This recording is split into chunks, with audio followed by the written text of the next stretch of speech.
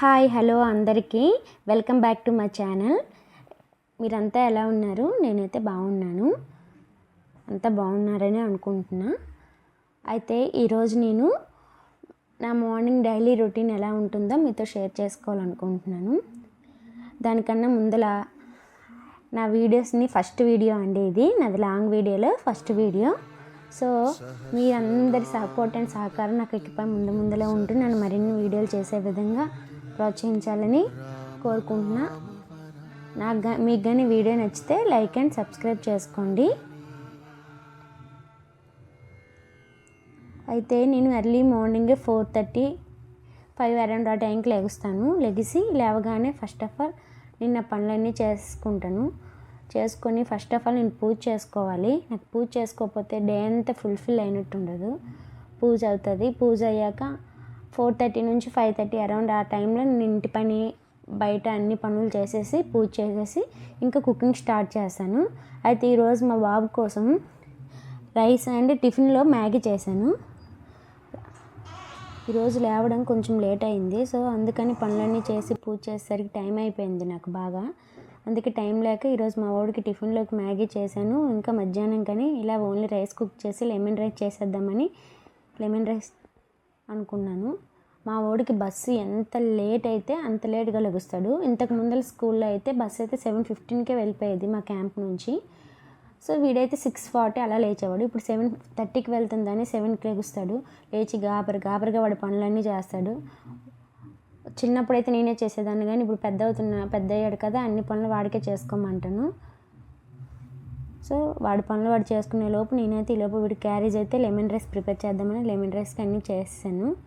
Lemon rice prepare చేసి వాడికి snacks అన్నీ రెడీ చేసి బాక్స్లో వేసి పెట్టేశాను. అసలు ఎర్లీ మార్నింగ్ అయితే ఎంత వేగంగా లెగిసినా సరే అసలు టైం ఎలా అయిపోద్దో కూడా తెలియదు. ఎర్లీ మార్నింగ్ తోక్కే అగ్గి తగిలించుకున్నట్టు ఎలా అయితే పరిగెట్టాలో అలా పరిగెడుతూనే ఉండాలి. నేను ఎంత వేగంగా పని చేసి వాడికి లంచ్ అన్నీ ప్రిపేర్ చేసి అన్ని పనులు చేసినప్పటికి కూడా మా వాడు రెడీ అయ్యి వెళ్ళేసరికి అదే టైం అవుతుంది. ఏ రోజు కూడా మేము బస్ దగ్గరికి ముందులో వెళ్ళింది లేదు. బస్కి ఎక్కించడంలో మేము ఎండ్ ఆఫ్ మూమెంట్లో వెళ్తాము. చిన్నోడు కదా, వాడే అలవాటు అవ్వాలని నేనైతే కొన్ని హెల్ప్ చేస్తాను. మరీ టైం అయిపోతే అప్పుడు వాడిని రెడీ చేయడం అవన్నీ చేస్తాను, కానీ లేకపోతే వాడికే రెడీ అవ్వమని చెప్తాను. మా లోపల అయితే అన్నీ అవైలబుల్గా ఉంటాయి. పేరుకి మనుషులు దూరంగా ఉంటారని కానీ మిగిలిన అన్ని విషయాల్లో కూడా చాలా సేఫ్టీ ఎక్కువ ఉంటుంది. ఇంకా మా పిల్లల విషయానికి వస్తే మా పిల్లలకి బస్సు ఎక్కించినంత వరకే మాకు హడావిడి. మళ్ళీ వాళ్ళు వన్స్ బస్సు ఎక్కిపోయి స్కూల్కి వెళ్ళిపోయారా మళ్ళీ వచ్చినంత వరకు మాకు ఎటువంటి టెన్షన్ ఉండదు. ఎందుకంటే మాకు అంత సెక్యూర్గా పిల్లల్ని బస్సులో తీసుకువెళ్ళి అంత సెక్యూర్గా తీసుకొస్తారు. చాలా కేరింగ్గా చూసుకుంటారు. మా క్యాంప్లో అయితే ఎలాంటి వాళ్ళమైనా సింగిల్గానే ఉండిపోవచ్చు. వీళ్ళు మమ్మల్ని దూరంగా ఉన్నందుకు, ఇలాంటి ఫీచర్స్ ఉన్నందుకు మేము ఇక్కడైతే హ్యాపీగానే ఉండగలుగుతున్నాము. బయట ప్రపంచంలో మేము అస్సలు సర్వే అవ్వలేము. ఏది కావాలన్నా మా క్యాంప్లోనే దొరికిద్ది. ఇంకా వీలైతే మనకి ఇంకా దొరకనివి ఏవైనా అయితే మనం బయట నుంచి వెళ్ళి తెచ్చుకోవాలి. అంటే ఎన్ని దొరుకుతాయి కానీ ఒకటి మనతో మా వారనే వాళ్ళు ఉండరు. సో అందుకే నేను చెప్పేది ఏంటంటే, కలిసి ఉన్న ఆర్మీ ఫ్యామిలీస్ మాత్రం ఎప్పుడు గొడవ పడకండి. ఉన్న రోజులు చాలా అన్యోన్యంగా హ్యాపీగా బ్రతకండి. ఎందుకంటే వీళ్ళకి దొరికేదే ఎప్పుడో ఇలాంటి అవకాశం. దొరకని వాళ్ళు ఎంతోమంది ఉన్నారు. వచ్చినప్పుడు మాత్రం అవకాశాన్ని యూటిలైజ్ చేసుకోండి. మన లైఫ్లో మన జీవితాంతం మనం హార్డ్లీ కలిసి ఉండేది ఎంతంటే గట్టిగా అయితే ఒక 5-6 years ఉంటాం మేము. మిగిలిందంతా వాళ్ళు ఎక్కడో మనం ఎక్కడో. మన పిల్లల కోసమే అన్నీ. నేనైతే హైదరాబాద్లో ఉండేదైతే మెయిన్ రీజన్ ఏంటంటే మా బాబు చదువు కోసమని.